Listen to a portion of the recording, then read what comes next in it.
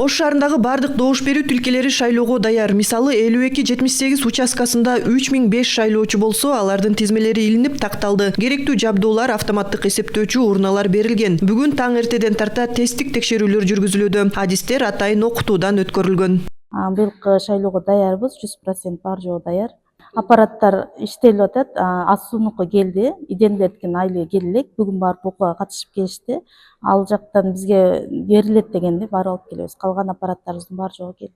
Административдик аймактык реформанын алкагында Ош шаарына 25 шайлоо тилкеси кошулуп, жалпы 102 шайлоо тилкеси жергиликтүү кеңештердин депутаттарын шайлоого даяр. Ошондой эле автоматтык эсептөөчү урналар 226 дана берилди. Ар бир шайлоо тилкесине 2 данадан таратылган.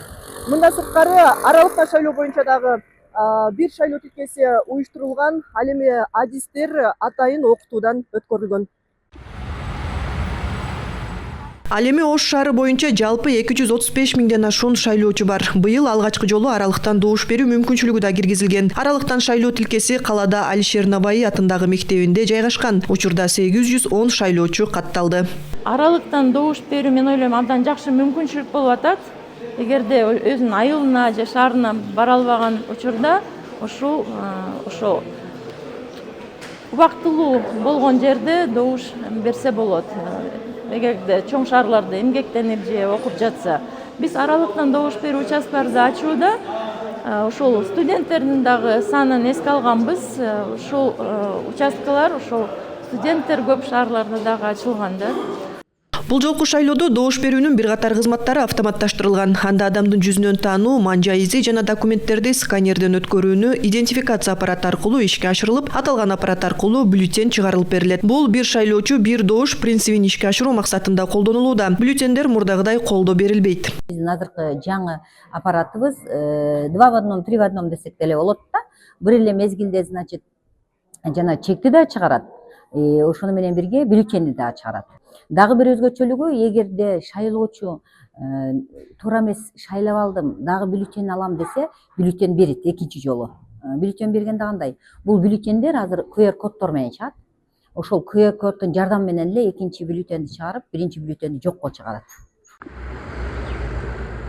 Ар бир шайлоо тилкелерине видео байкоо орнотулган. Кандайдыр бир талаш тартыштар жаралган учурда колдонулат. Бүгүнкү күнгө чейин эч кандай мыйзам бузуулар катталган жок. Ал эми жергиликтүү кеңештин депутаттарын шайлоону таза жана айкын өтүүсү жарандардын өзүнүн колунда дешет шаар тургундары.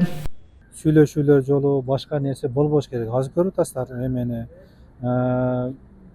Бийлик жакшы иштеп атат, башка болуп атат.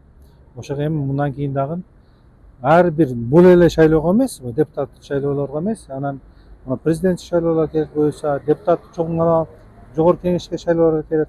Ошого бардык жарандар катышыш керек. Шайлоого барабыз сөзсүз. Ушу ар бир адам катышыш керек. Шайлоо таза өтүш керек да. Ишенип шайлап аткандан кийин. Ооба барыш керек го дейм. Таза неме болуш, шайлоо болуш үчүн. Ар ким өзүнүн оюн билдирип дегендейчи, өзүнүн каалоосун жазыш керек. Эске салсак, 17 ноябрь өтүп жаткан жергиликтүү кеңештин депутаттарын шайлоого Ош шаарынан 5 партия ат салышууда. Нуржамал Алымкулова, Мунар Арзыбек уулу, ЛТР, Ош шаары.